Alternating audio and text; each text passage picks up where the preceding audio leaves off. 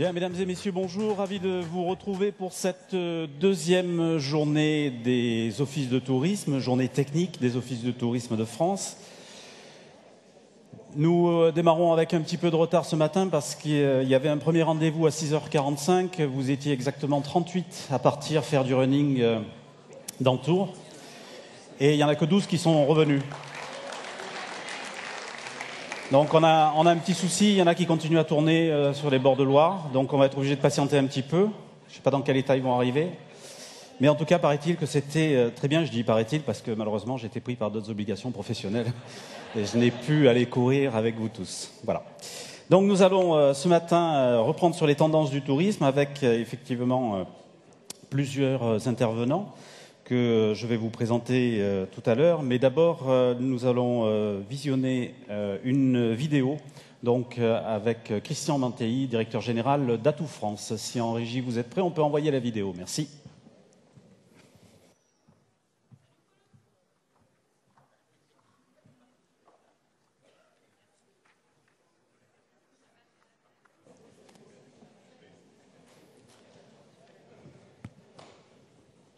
Bonjour à toutes, bonjour à tous. Je regrette vraiment de ne pas pouvoir être avec vous aujourd'hui, mais c'est pour la bonne cause, puisque je suis à la Ryder Si on peut couper la musique en même temps, ça serait top. Merci. Cup.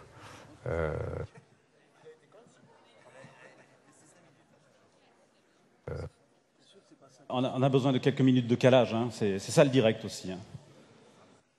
Bonjour à toutes, bonjour à tous. Je regrette vraiment de ne pas pouvoir être avec vous aujourd'hui, mais c'est pour la bonne cause, puisque je suis à la Ryder Cup, un événement majeur, comme vous le savez, pour la destination France, pour le monde du golf en général. C'est une bonne transition pour saluer mon ami Christian Morissard, amateur de golf aussi, et ami fidèle et partenaire fidèle.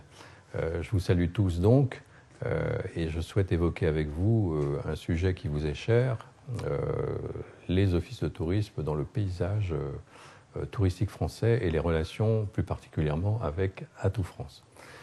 Nous avons de bonnes relations, ça vous le savez, elles sont anciennes, elles sont fructueuses, elles sont ancrées dans la réalité du terrain, à la fois la réalité des territoires et des marchés. Beaucoup d'entre vous sont nos adhérents, nos partenaires fidèles. Nous développons avec vous des opérations de promotion, de marketing, de communication à l'international sur de nombreux marchés.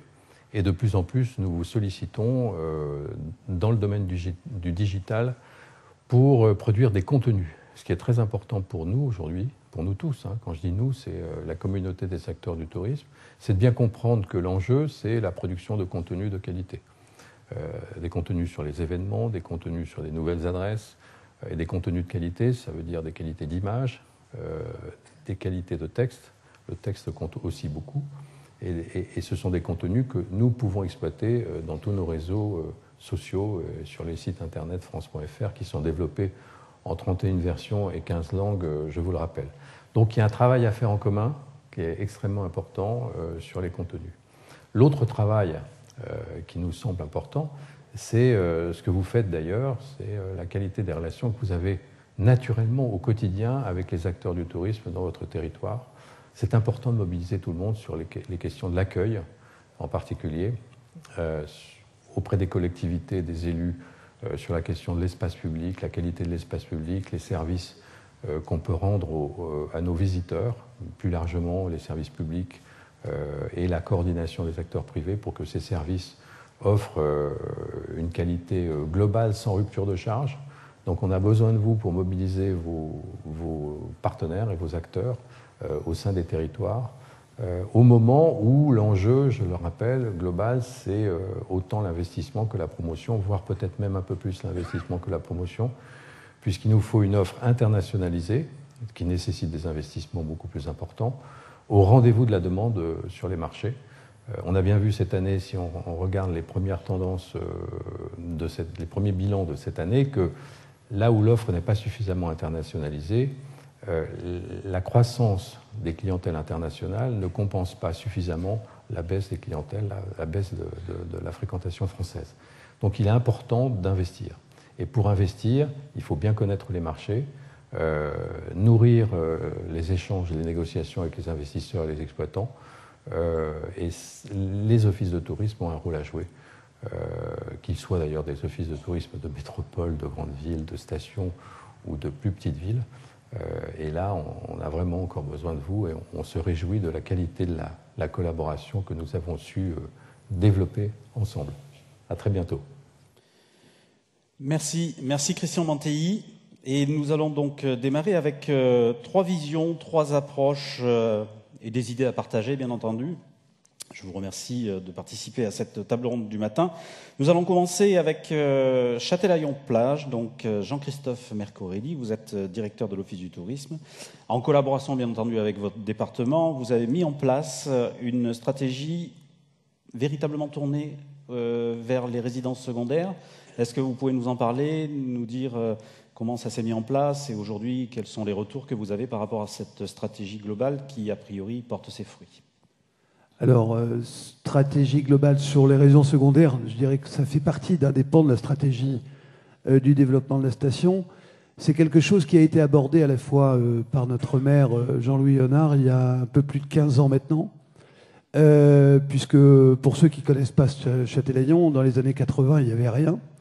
C'est une station qui s'est reconstruite depuis le début des années 90. Et qui aujourd'hui a trouvé sa position dans l'offre touristique du département de la Charente-Maritime. Alors, dans le cadre de cette restructuration, très rapidement, on s'est rendu compte qu'il fallait travailler sur la totalité des cibles qui étaient celles d'une station balnéaire. On connaît tous le tourisme marchand et l'hébergement marchand, on connaît aussi nos excursionnistes. En revanche, on a redécouvert, et nous on avait découvert il y a déjà quelques années, nos résidences secondaires comme étant une cible majeure de la fréquentation touristique de Châtelaillon. Et aujourd'hui, on se rend compte même que nos résidents et nos habitants contribuent à l'attractivité du territoire. Donc, pour faire juste un petit peu d'histoire et de prospective, les résidences secondaires, dès les années 60, on a un habitat typique qui se déploie à l'échelle des grandes destinations touristiques et on les voit se déployer. Alors souvent, on n'a pas de vision quanti des résidences secondaires, on les a à l'échelle de l'urbanisme et c'est là où on se rend compte que l'office du tourisme d'aujourd'hui doit être connecté complètement avec la totalité des acteurs de la ville et il ne peut pas se dissocier de ces acteurs-là. Donc l'urbanisme fait partie intégrante de ce qu'on appelle l'accueil touristique et l'office du tourisme doit être aujourd'hui en capacité, en termes d'expertise, d'accompagner les acteurs politiques et techniques dans ce champ-là. Donc Châtelaillon, alors à l'échelle de la Charente-Maritime, c'est aujourd'hui environ 80... attendez que je ne vous dise pas de bêtises, parce que normalement, il y a un PowerPoint, mais je ne le vois pas. Oui, on peut l'envoyer, le PowerPoint de la régie, s'il vous plaît, merci. Donc c'est 60% de l'offre d'hébergement total en Charente-Maritime. Donc 60%, je ne sais pas si vous imaginez, c'est absolument considérable.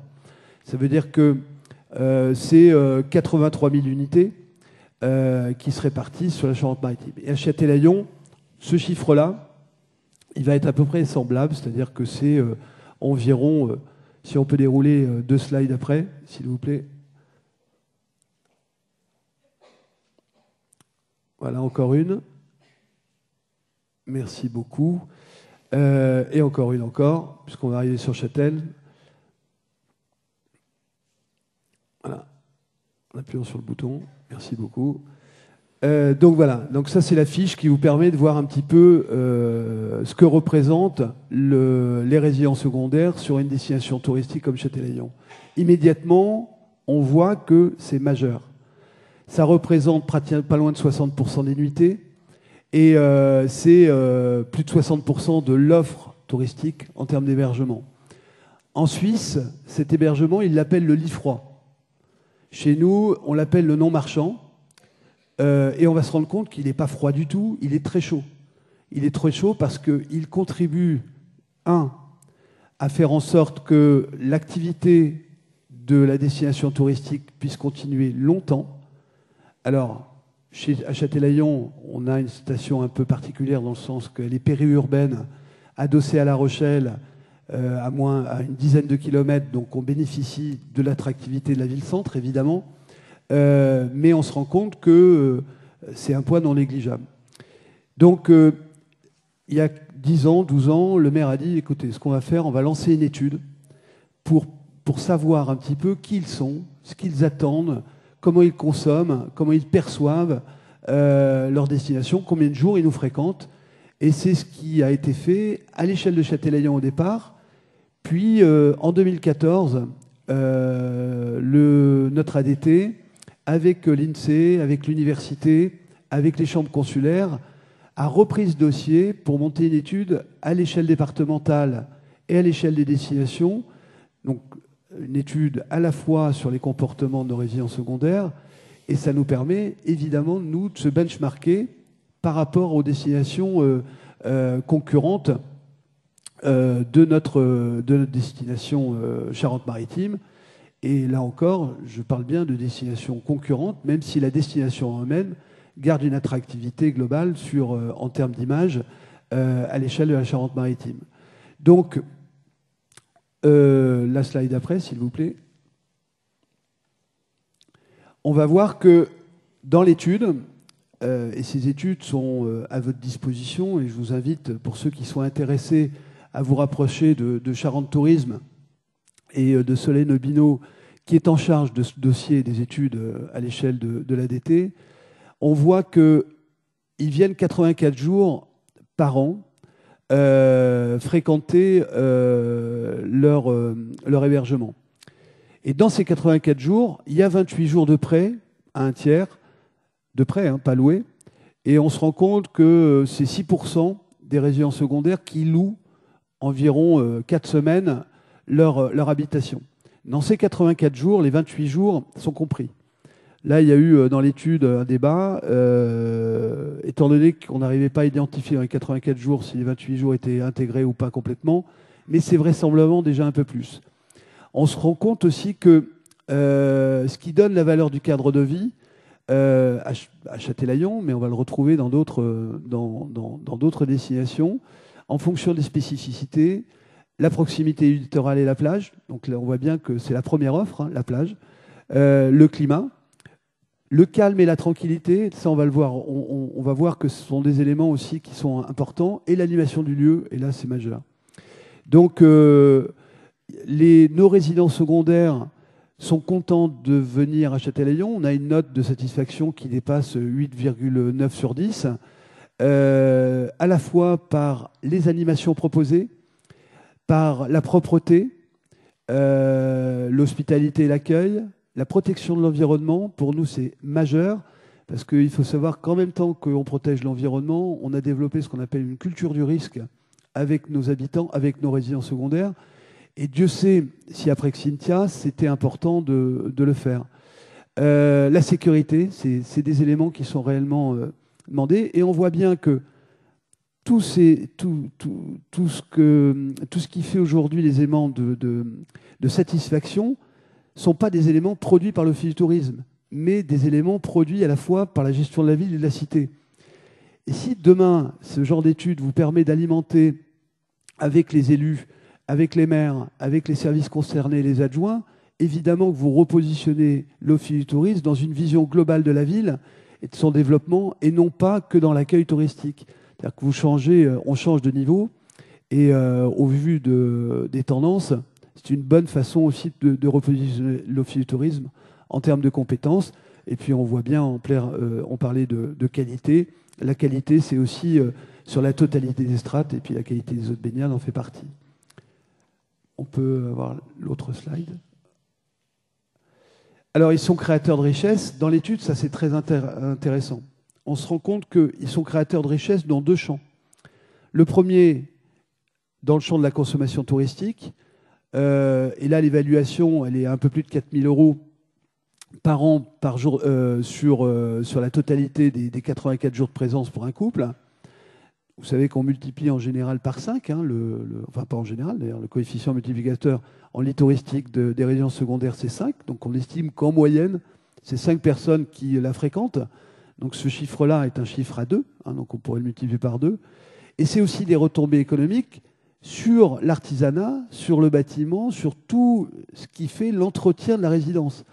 Donc ça veut dire qu'on cumule, si vous voulez, ces richesses à l'échelle d'une petite station comme Châtelaillon, parce que Châtelaillon, je ne vous l'ai pas dit, mais ça n'est que 13 000 lits touristiques, donc 4 000 lits marchands. Donc on est vraiment extrêmement petit. D'où l'importance encore de cette consommation. C'est plus de 7 millions d'euros qui sont rediffusés dans une économie de territoire, pas localement, parce qu'évidemment, mais dans un territoire de proximité. Et donc, on se rend compte que c'est aussi un diffuseur d'une économie non négligeable et qu'une journée de fréquentation supplémentaire, elle a aussi un impact économique, elle a un impact sociologique, parce que 84 jours de fréquentation sur une ville de 6 000 habitants, si vous le relissez, ben vous voyez bien qu'on n'est plus 6 000, mais on va être 6 400, 6 500, 6 700. Donc il y a vraiment des effets. Ça veut dire que le commerce est ouvert toute l'année. Ça veut dire qu'on maintient une activité économique. Et là, une nouvelle fois, par l'action de l'Office, parce que là, on va voir aussi qu'on peut être très proactif dans ce domaine-là, accompagner les élus. Et là, on est encore un acteur sur la vision de développement économique de la ville, au-delà de cette vision touristique que l'on avait exclusivement sur l'excursionniste ou sur le secteur marchand. On peut avoir la dernière slide. Coucou. Merci. Donc, nous, les résidents secondaires, on les considère comme des résidents à part entière. Donc ça veut dire que la feuille de route politique pour nous, dès le départ, c'est de nous dire faites en sorte que le lien se crée, que la rencontre soit faite et que le désir soit créé. Donc c'est vraiment sur ces champs-là qu'on va travailler et on assure une continuité dans la relation avec nos résidents secondaires, donc que ce soit par des newsletters, que ce soit par des envois en publipostage, on leur envoie la totalité de nos publications. On a un film, on crée un film qui s'appelle La story d'une année châtellonnaise et qui leur donne la vision du développement de la ville, mais dans toutes ses strates. Alors ça va d'une nouvelle rue, la création d'un nouveau commerce, d'une nouvelle activité, de la présentation des animations. Et donc, à l'occasion des rencontres des résidents secondaires qu'on fait en juillet et en août, sur lesquelles on a une communication qui démarre dès les vœux, dès le mois de janvier, où on fixe ces dates-là, on les reçoit, on les voit, donc c'est environ un peu plus de 20% des résidents secondaires qu'on va voir sur 2 mois. Donc c'est pas négligeable. Et on va leur présenter ce film, et surtout, on va être à leur rencontre, on va faire de l'humain. Donc derrière, on va avoir un peu de vin blanc, un peu de moule, après cette réunion d'1h30. Et pour le résident secondaire qui est un résident, souvent, ces problématiques, elles sont liées aussi à son habitat. C'est son trottoir qui ne va pas, c'est des idées sur les mobilités, enfin voilà. Donc ça permet de partager.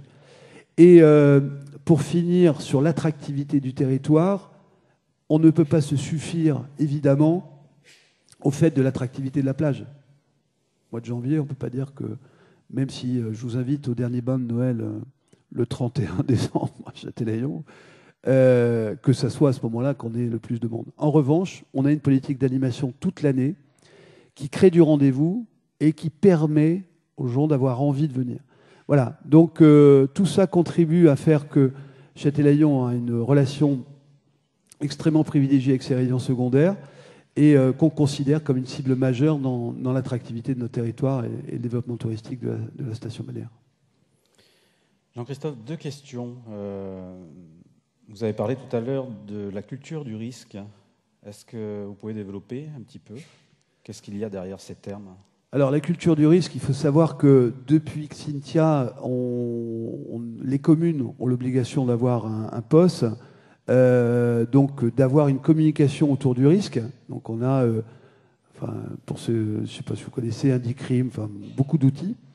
En revanche, la culture du risque, c'est autre chose. C'est d'expliquer qu'on peut avoir des risques de submersion, de tempête. Donc, il y a des comportements à avoir. Et ces comportements-là, il faut les intégrer de telle manière à ce qu'on n'ait pas de surprise et que nos clientèles ne soient pas complètement submergées, comme ça a été le cas lors du dernier phénomène important qu'on a connu, où finalement, ils n'étaient pas venus voir la résidence avant, c'était pas fermé, ils se sont retrouvés avec des dégâts importants qu'on aurait pu largement limiter si les comportements avaient été intégrés dès le départ. Merci. Deuxième question. Hier, nous avons beaucoup évoqué, notamment avec Josette Siksik, les éléments indicateurs et notamment les indicateurs démographiques. Sur les éléments que vous nous avez présentés au niveau des résidences secondaires, vous avez un taux de transformation des résidences secondaires en résidents semi-permanents, voire carrément résidents permanents. Et comment vous suivez un petit peu au travers de ces indicateurs? Alors l'étude fait apparaître des pourcentages qui sont finalement assez faibles, mais présents, sur environ 10% des résidents secondaires qui deviennent résidents à part entière. Il faut savoir que la vie d'un résident secondaire, elle est longue. Hein. Chez nous, elle est un peu plus courte. Pour le moment, c'est 22 ans de propriété. C'est en général pas loin de 30 ans pour beaucoup de destinations. En revanche, ce qui est important comme ratio, c'est aussi le ratio résident secondaire. Pourquoi? Parce que trop de résidents secondaires tue la destination. Donc c'est des équilibres. Et là encore, c'est l'urbanisme souvent qui va intégrer ces dispositifs, les élus en charge de l'urbanisme et souvent le maire, de telle manière à ce que l'habitat soit géré de telle manière à ce qu'il privilégie aussi ces équilibres-là.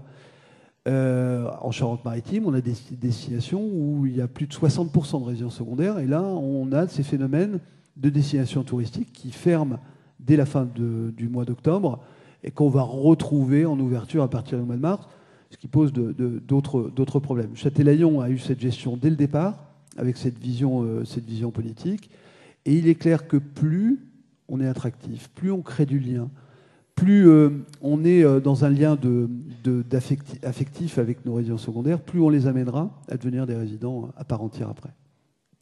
Merci pour ce témoignage et ces éclairages sur les questions posées.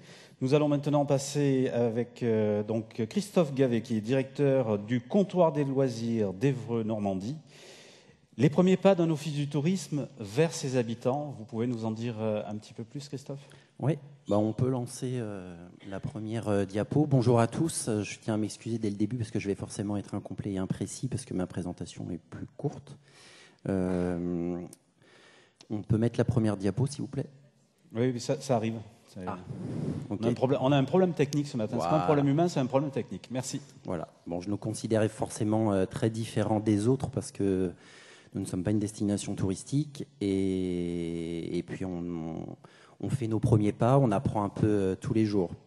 L'idée, quand je suis arrivé il y a 2 ans, il y avait une commande politique qui était claire, c'était faire venir plus de franciliens à Évreux. Un petit rappel pour ceux qui ne connaissent pas, c'est la préfecture de l'Eure, on est à 100 km à l'ouest de Paris, en Normandie. Sauf qu'on est proche de l'Île-de-France, pas vraiment du coup francilien, et puis très loin dans l'imaginaire des touristes, des clichés normands. Malgré tout, les élus souhaitaient faire venir plus de touristes sur du week-end ou du court séjour. J'ai donc souhaité qu'on travaille avec une agence pour avoir un véritable positionnement marketing, puisque faire venir des touristes, ok, sauf qu'au comptoir, la majorité quand même des renseignements qui étaient donnés étaient plutôt pour des locaux. Donc il fallait à un moment donné s'arrêter et puis se poser des questions. Donc vous pouvez lancer l'autre diapo. Donc on a commencé par la PMA. Je rappelle pour la petite histoire que c'est une mairie de droite. Donc voilà, c'était la petite joke. Donc on a monté un cahier des charges. On a sélectionné une agence qui a fait une étude, qui a étudié l'offre, la demande, la concurrence et puis surtout les tendances de demain qui sont pour nous le goût du vrai et le besoin de service. La réponse a été forcément à 180 degrés de la commande politique, puisque la réponse était vous ne pourrez pas faire venir plus de touristes étant donné que vous n'êtes pas une destination touristique. Quelques chiffres très rapides.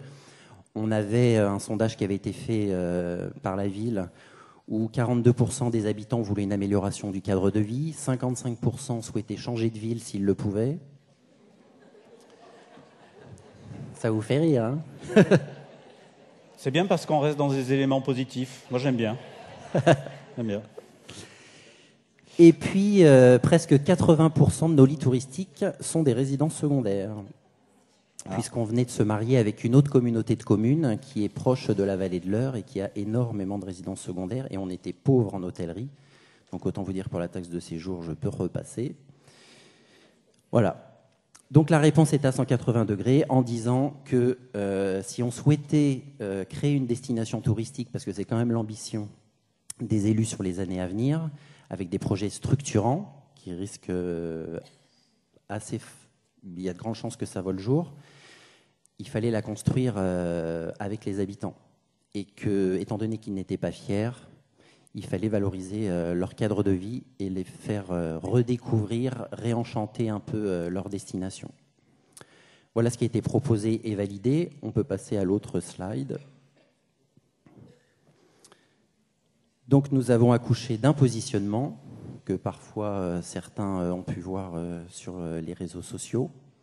Sauf que la validation de ce positionnement, de se dire qu'on allait valoriser le cadre de vie via les activités de loisirs, parce que c'est ce qu'on avait de plus important chez nous et qui était le mieux référencé sur Internet avec de très bons avis, ça avait forcément des conséquences sur les clientèles qu'on allait aller chercher et puis sur la promesse aussi qu'on allait faire aux clients, puisque dans le gimmick qui a été proposé, vous avez vu qu'il y avait, pour certains, ceux qui l'ont vu, c'est « si c'est bien, on vous prévient ».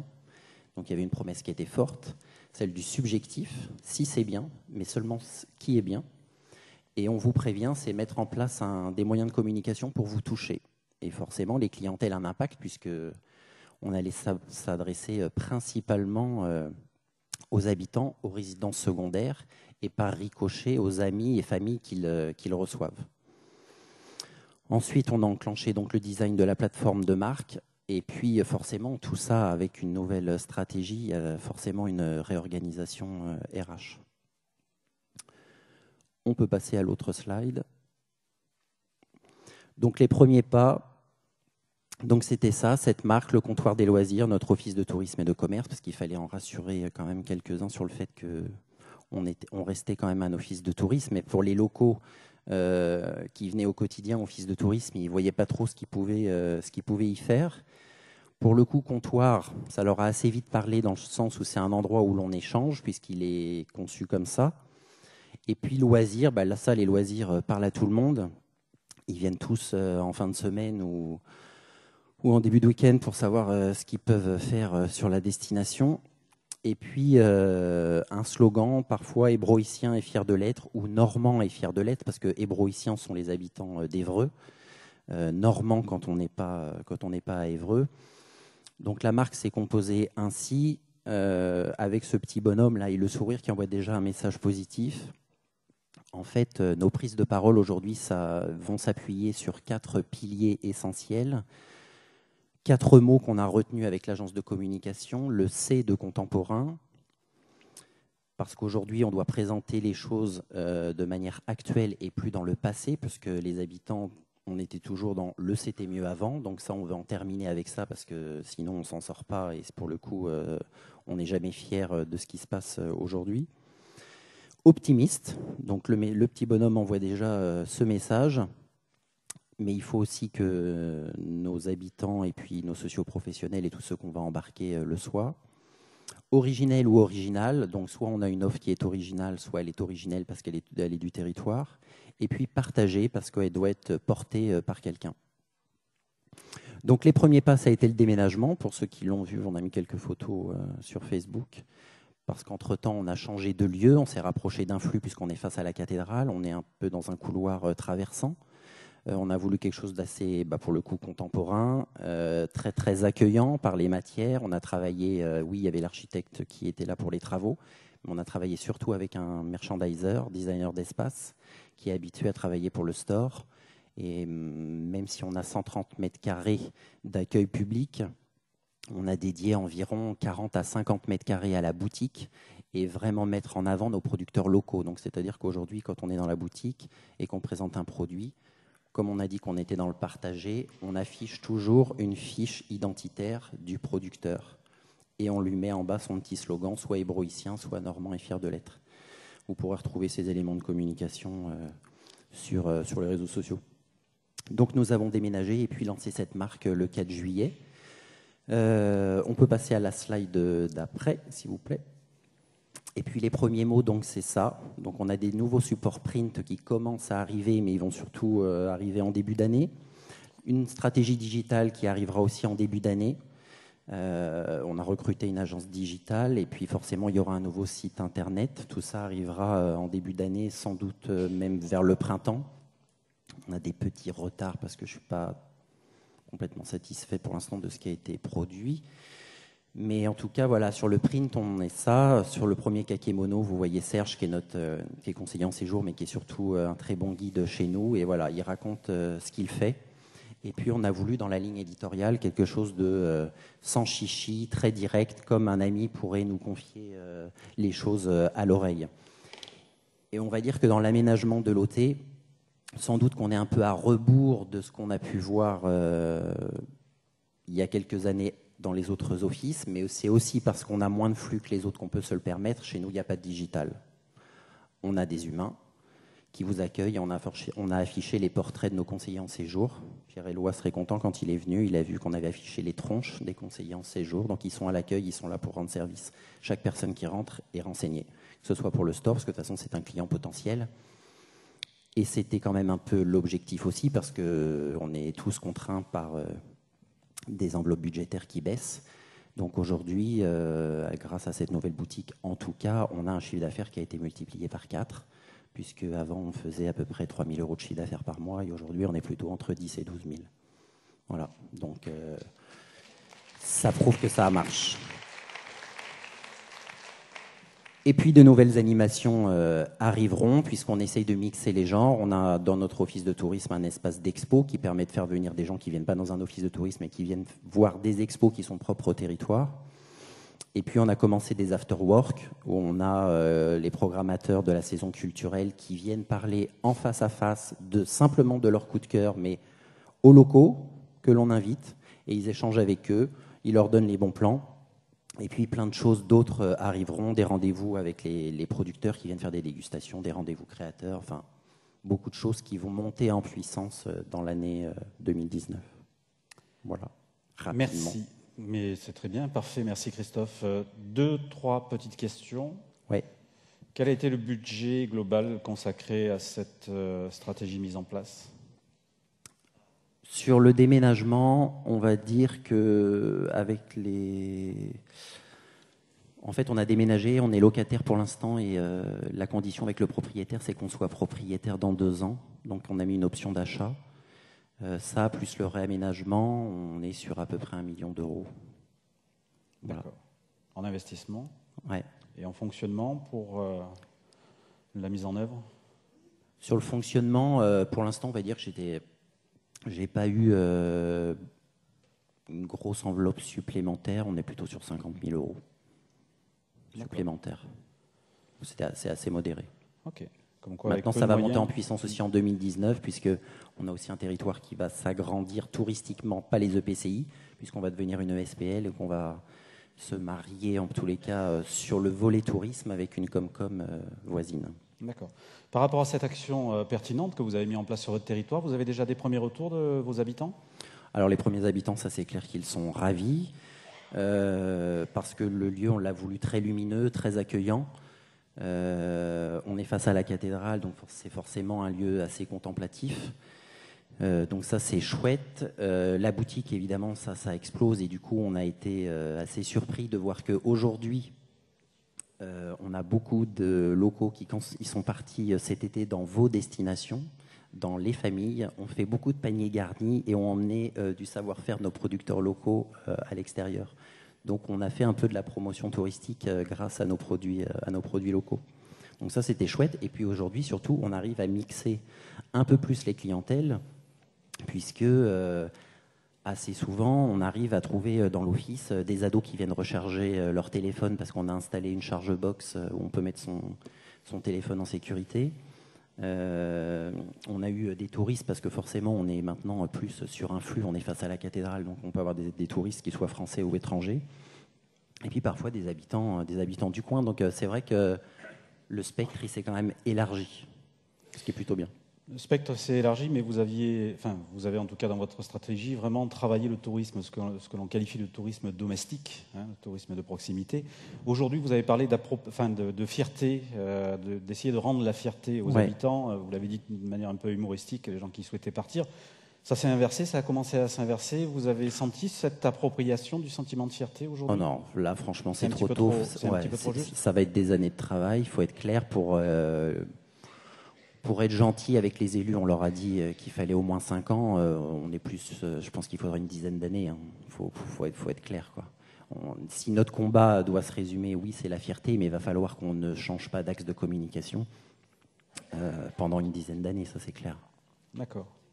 On se donnera rendez-vous d'ici quelques années, faire un petit point ensemble, si vous le voulez bien. Merci. Merci en tout cas pour votre témoignage.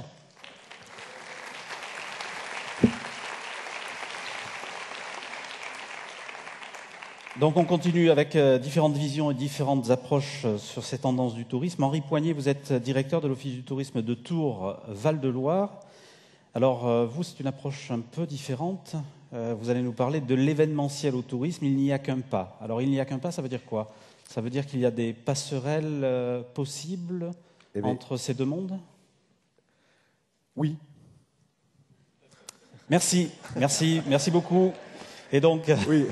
Développez, s'il vous plaît. Non, je vais développer. Déjà, d'une part, je voulais juste vous remercier tous d'être venus à Tours et à OTF de nous avoir permis de vous accueillir. J'espère que vous avez été très bien accueillis. Je suis très fier de l'équipe et du travail qui a été accompli. Et là, on va parler aussi d'événementiel, puisque c'est un travail événementiel qui a été accompli.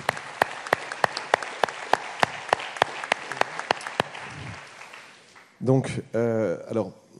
Contrairement peut-être à beaucoup d'entre vous, moi je suis tout jeune dans le tourisme, même si j'ai commencé très très jeune.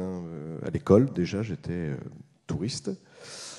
En fait, je viens d'arriver dans le tourisme il y a 6 mois, en clair. Auparavant, j'ai fait l'essentiel de ma carrière, de ma jeune carrière, dans l'événementiel, que ce soit à Paris ou ici, puisque j'ai été un des dirigeants de ce bâtiment.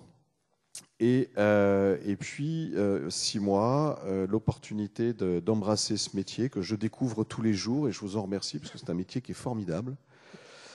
Et j'essaye, bien sûr, systématiquement de trouver des parallélismes entre le métier que j'ai accompli pendant 20 ans et celui que je fais depuis 6 mois, qui est finalement pas très éloigné, voire même plutôt proche. Alors, de l'événementiel au tourisme, il n'y a qu'un pas. Alors, il n'y a qu'un pas dans les pratiques. C'est marrant parce que quand on s'est vu, Frédéric m'a dit, mais en fait, tu vas nous parler des retombées de l'événementiel sur le tourisme. J'aurais pu vous en parler parce que j'ai vendu ça, en fait, pendant des années à notre environnement, quand j'étais Tour Événement. Mais ce n'est pas mon propos de l'événementiel, vous en faites tous dans vos destinations. On connaît tous les retombées potentielles qu'un événementiel bien amené peut avoir sur le territoire, que ce soit des locaux, des nationaux, voire des internationaux. Donc je ne vais pas vous la raconter. Non, l'histoire, c'était plutôt de se dire que finalement, j'ai découvert que j'ai organisé des salons professionnels, grand public, et finalement, le métier que je fais aujourd'hui, qui est le vôtre, c'est ni plus ni moins que de faire de l'événementiel, mais à l'année. Alors l'événementiel, je vais vous donner ma conception, c'est quoi ? C'est organiser la rencontre entre l'offre et la demande. Alors, c'est bateau, mais c'est la vérité. Dans l'événementiel, on organise cette offre et cette rencontre dans un temps donné, 2, 3 jours, 4 jours, une semaine, et sur un lieu donné. Ça va être un parc des expositions, ça va être un palais des congrès, ça va être une salle, ça va être une ville. Là, en l'occurrence, ce que vous faites à l'année, c'est de l'événementiel version très très grande, enfin comment je peux vous dire, bien dimensionnée, très très bien dimensionnée. Et je trouve ça intéressant, ce parallélisme, parce qu'il fait nécessairement écho à pas mal de pratiques. J'ai comparé les pratiques finalement de ces deux métiers. Ça fait 6 mois que je le fais. Si l'objectif et la pratique, enfin le métier se ressemblent beaucoup, les pratiques finalement diffèrent un petit peu. Et je vais vous faire part en tout cas de mon expérience, parce que je n'ai pas la prétention de donner des leçons à qui que ce soit dans cette salle, pour les raisons que j'ai expliquées juste avant. Donc, première chose, j'étais très, très heureux de constater que sur ta présentation, c'était marqué Office du tourisme et du commerce. Et je trouve ça assez intéressant parce qu'il y a parfois des choses qui me frappent. C'est que dans certaines destinations, on a tendance à opposer tourisme et économie, tourisme et commerce. Parfois, de parler d'argent quand on est d'abord à accomplir une mission de service public, il y a parfois une antinomie entre les deux, en tout cas dans les esprits, pas forcément ceux qui sont sur le terrain, parfois dans l'esprit des politiques, de ceux qui nous gouvernent, ou en tout cas qui gouvernent à la destinée touristique d'une destination. Donc ça, je suis assez content. Je ne me lasse pas de ne pas comprendre quand on les oppose. Moi, je considère aujourd'hui que le tourisme est une économie et que dans tous les territoires sur lesquels vous travaillez, ça fait partie intégrante du développement économique. Je crois que Christophe Boucher, maire de Tours, l'a rappelé hier. Quand on n'a pas Airbus, quand on n'a pas de grosses industries, le service est important et le tourisme est important. Donc, que fait un type qui finalement a fait de l'événementiel pendant quasiment 20 ans, a commercialisé une destination de Tours et alentours? Eh bien, il s'y amuse beaucoup. Et donc, la première chose que j'ai faite, c'est regarder quels étaient les clients. C'est pareil, le mot de client n'est pas forcément toujours très bien accepté. On parle de touristes. Bon, il y a un mot qui revient de plus en plus, je trouve, dans le langage, c'est visiteur. Et ça tombe bien, puisque là, j'ai un parallélisme avec l'événementiel. Nous avons des visiteurs. Le visiteur, il peut venir de la rue d'à côté, il peut venir du quartier d'à côté, du département d'à côté, de la ville d'à côté, enfin bref. Et vous avez compris jusqu'où on peut aller. Donc, j'ai un premier client. Je considère qu'aujourd'hui, il y a un premier client qui est le visiteur. Le public, si on veut reparler de service public. Mais pour moi, le visiteur. Ça s'adresse également aux habitants. Les exposants. Alors, dans l'événementiel, quand on organise un salon professionnel, on a des exposants. Ici, je dirais que les exposants sont l'équivalent en tourisme des sociopros. Troisième client, les actionnaires. Quand on travaille dans une entreprise organisatrice de salons professionnels, aujourd'hui, tous ces groupes sont la plupart du temps détenus par des entreprises cotées en bourse. Donc on a des actionnaires, parfois par des fonds de pension. Et je considère, et j'ai longtemps considéré, que l'actionnaire était aussi un client parce que je devais le satisfaire. Aujourd'hui, je considère que l'Office de tourisme a des clients que sont les collectivités territoriales qui le financent, les sociopros, les habitants. Un quatrième client, mais ça c'est un peu plus dans le positionnement managérial, je considère que nos équipes sont aussi des clients parce qu'on doit aussi les satisfaire. Alors si vous voulez bien, on va revenir un petit peu sur quelque chose qui moi m'a un peu troublé, c'est la connaissance de son client visiteur. J'ai travaillé il y a... Juste une petite question, est-ce que beaucoup utilisent Amazon? Est-ce que vous faites vos courses sur Amazon? Est-ce que vous pouvez lever la main pour ceux qui utilisent Amazon? C'est pas mal, il y en a quelques-uns quand même. Tous ne l'avouent pas, hein, il y a une espèce de... Ok, ça veut dire que vous avez tous un compte sur Amazon? Oui, non, pas sûr. Pour ceux qui ont un compte sur Amazon, est-ce que vous recevez des newsletters? Non, parce que vous n'avez pas souhaité vous abonner? Ok. Bon. Alors, je suis un très mauvais client. Je suis un compte sur Amazon, j'ai un compte sur Vente Privée, sur Groupon, et je reçois toutes les newsletters qui sont en rapport A, et je ne me désinscris pas. Et où je veux en venir? J'ai travaillé dans une entreprise il y a une vingtaine d'années, plus d'une vingtaine d'années, qui avait un service consacré aux bases de données. Alors je sais que c'est très d'actualité parce qu'on parle de RGPD en ce moment, c'est l'actualité.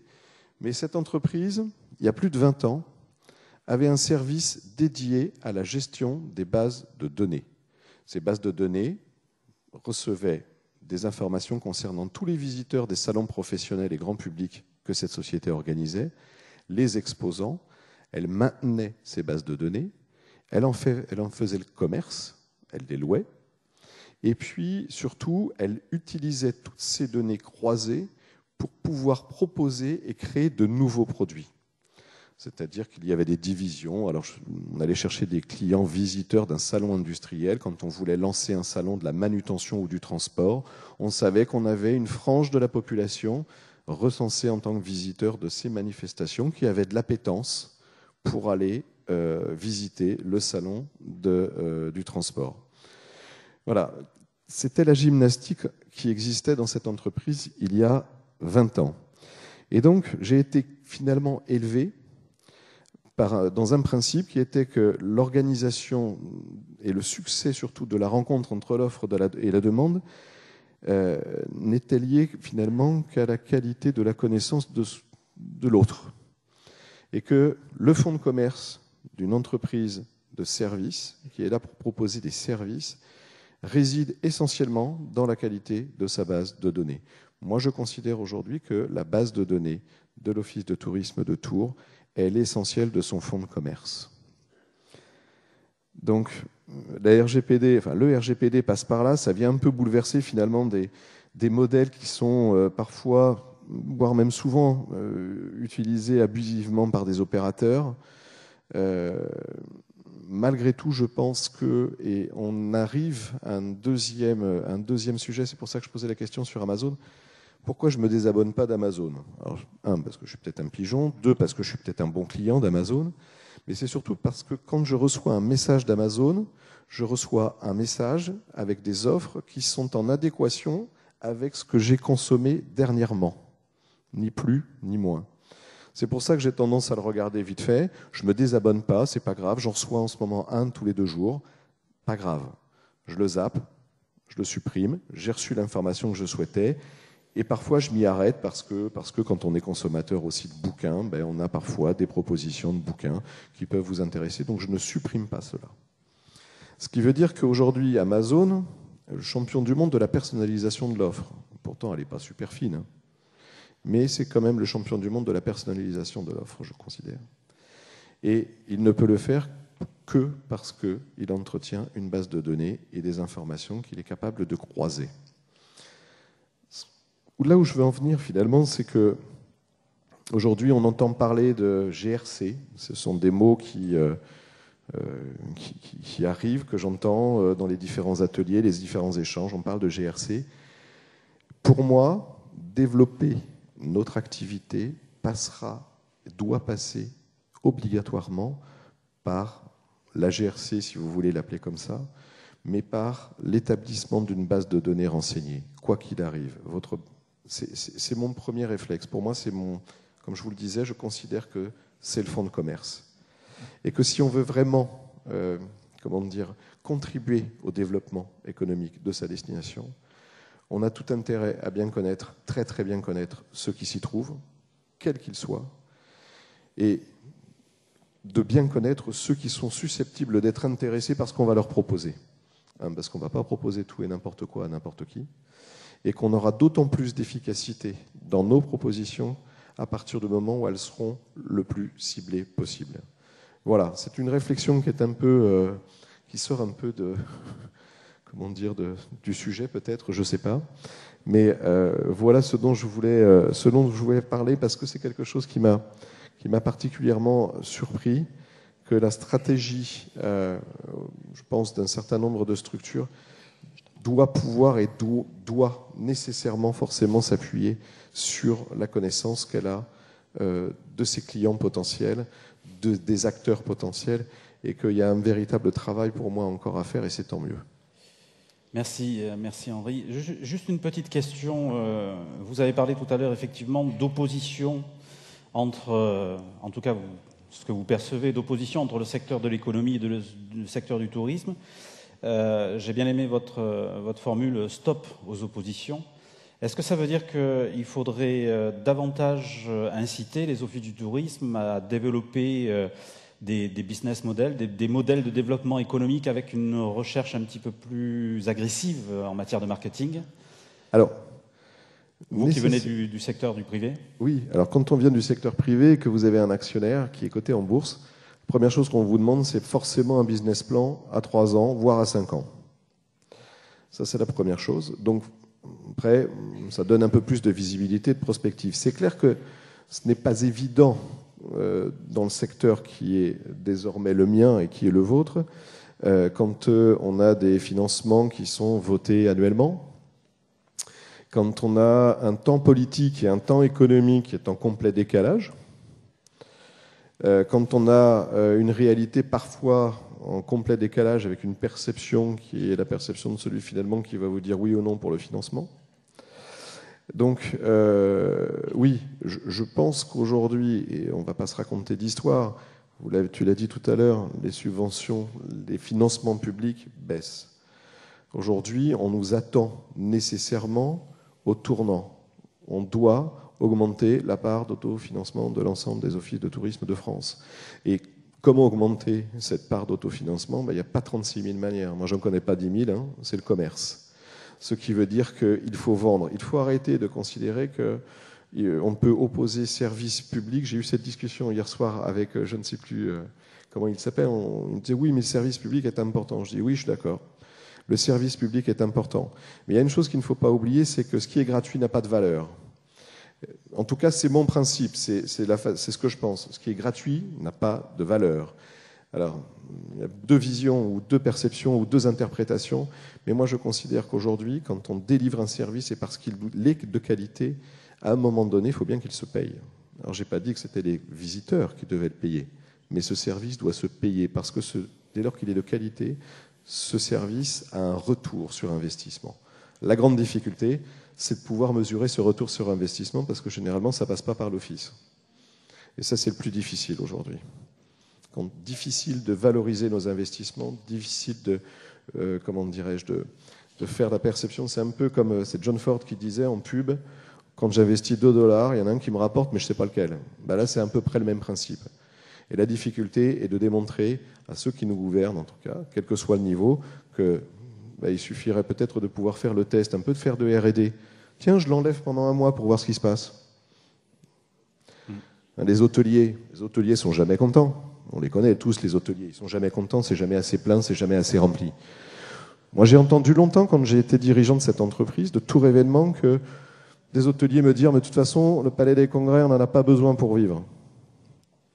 Sauf que quand on avait une baisse de fréquentation et quand on a subi des baisses d'activité en termes de réceptifs congrès, je vous garantis que c'était les premiers à venir nous dire qu'est-ce que vous foutez? Vous foutez rien là?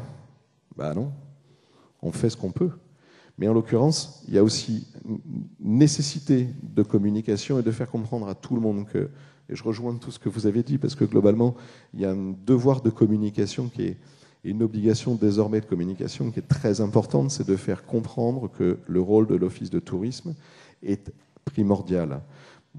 Je vais donner deux autres exemples, toujours liés à mon expérience événementielle. Moi, dans les années 2000, ça faisait pas très longtemps que j'étais rentré dans la vie active. Je voulais être avocat, puis finalement j'ai fait de l'événementiel parce que je m'éclatais un peu plus. Et puis 4 ans après, on me dit attends, laisse tomber avec la bulle Internet, tu oublies, il n'y aura plus de salon, tout sera virtuel. Eh bien écoutez, je vous engage à regarder les derniers chiffres qui ont été publiés sur la partie activité événementielle professionnelle à Paris. Ça ne s'est jamais aussi bien porté.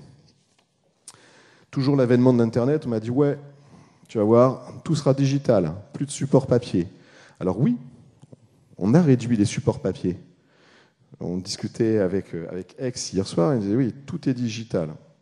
Je ne suis pas sûr que la clientèle, en tout cas qui fréquente aujourd'hui l'office de tourisme de Tours, soit prête au tout digital. Donc il y a encore quelques beaux jours pour le papier. Eh bien moi je dis aujourd'hui que l'office de tourisme a encore quelques beaux jours, que l'accueil est super important. C'est pareil, le digital, l'Internet, je refais un parallélisme par rapport à ce que j'ai connu pendant des années dans l'événementiel. Il y a 25 ans, sur les salons professionnels, vous alliez visiter un salon professionnel, vous aviez une bardée d'hôtesses d'accueil. Alors, vous étiez super bien accueillis. Elles étaient là pour enregistrer, pour éventuellement écrire, noter votre nom, etc., etc. Aujourd'hui, c'est quasiment plus le cas. On a du self-service, c'est-à-dire qu'on s'inscrit, on fait le boulot nous-mêmes. Hein, c'est un peu comme quand on fait la déclaration d'impôt. Hein. On fait le boulot nous-mêmes. Finalement, on ne paye pas moins cher, hein, mais en l'occurrence, on va un peu plus vite dans le service. Et en l'occurrence, l'accueil, pour le coup, sur les manifestations professionnelles, en tout cas pour celles que je connais, est beaucoup plus orienté sur l'information, mais l'information ciblée, sur l'accompagnement, sur le conseil. Et je suis persuadé encore aujourd'hui, et j'espère que j'en aurai raison, que les offices de tourisme et l'accueil physique restera, parce que pour moi, il est primordial aujourd'hui. Parce que le contact humain, dans tous les cas, ne remplacera jamais une plateforme de site internet qui peut s'appeler Booking ou autre. Là aussi, je pense que dans 10 ans, on pourra reparler de toutes ces plateformes. Je ne sais pas si vous faites un peu comme moi. Quand je recherche un hôtel sur une destination, j'ai tendance à regarder sur les sites type Booking, mais je ne vais surtout pas passer par Booking. En fait, j'appelle l'hôtel. Je pense qu'on va de plus en plus vers ce genre de réflexe. Il ne faut juste pas oublier que si vous ne réussissez pas à avoir l'hôtel parce que la ligne est occupée pour une raison ou pour une autre, mon deuxième réflexe sur une destination qui est du littoral, pas très loin de Châtelaillon, ça a été d'appeler l'office de tourisme et leur dire, bon, ben, conseillez-moi parce que là, je cherche un hôtel, je m'y prends bien sûr la veille pour le lendemain. Où est-ce que je peux aller? Où est-ce que j'ai le plus de chances de passer mon coup de fil et de pouvoir avoir un accueil? Même si l'hôtel n'est pas 4 étoiles, je m'en fous. Où est-ce que je peux aller? Et là, je pense qu'il ne faut juste pas oublier que le contact humain et le conseil est tellement important aujourd'hui dans nos sociétés actuelles et que le rôle de l'office de tourisme, c'est d'accompagner les visiteurs qui viennent sur nos destinations, et y compris physiquement. Voilà. Merci. Merci Henri. Merci à vous trois pour vos témoignages respectifs.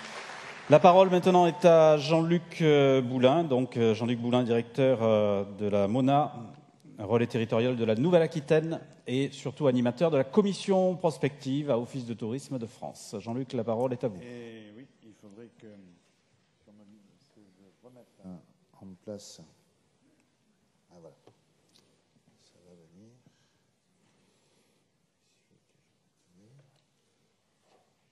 Voilà, il faut juste qu'en régie, voilà, on change l'écran et que. Alors, je vais aujourd'hui, et au nom de la commission prospective qui réunit une dizaine de collègues dont la majorité sont présents ici dans la salle, et nous nous sommes réunis mercredi au Centre d'art contemporain de Tours, où nous avons été extrêmement bien accueillis. Pour ceux qui restent un peu à Tours après, je recommande d'aller y faire la visite parce qu'il y a de très très belles expositions. Et donc on a commencé à retravailler un peu sur la nouvelle séquence de la commission prospective. Donc je vais venir à ça, mais avant, un petit point sur d'où on vient. Et aujourd'hui, en écho à ces trois témoignages passionnants, qu'est-ce qu'on peut dire de la vie d'un office de tourisme, aujourd'hui? Alors, si vous vous rappelez, en 2017, il y a un an, nous étions à Chambéry pour le congrès. Un certain nombre d'entre vous étaient là.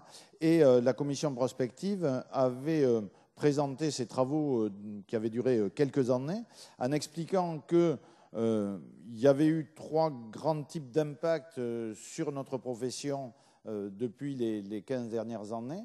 Des impacts sociétaux d'abord, parce qu'on avait eu une modification fondamentale de comportement de nos clientèles, une envie un peu de dernière minute, mais aussi des envies plus de conseils, etc., des mouvements sociétaux qui finalement duraient assez longtemps, des impacts technologiques forts, je ne vais pas y revenir dessus, parce que c'est vrai que les 15 dernières années ont vu des changements et des apparitions de technologies qui ont fait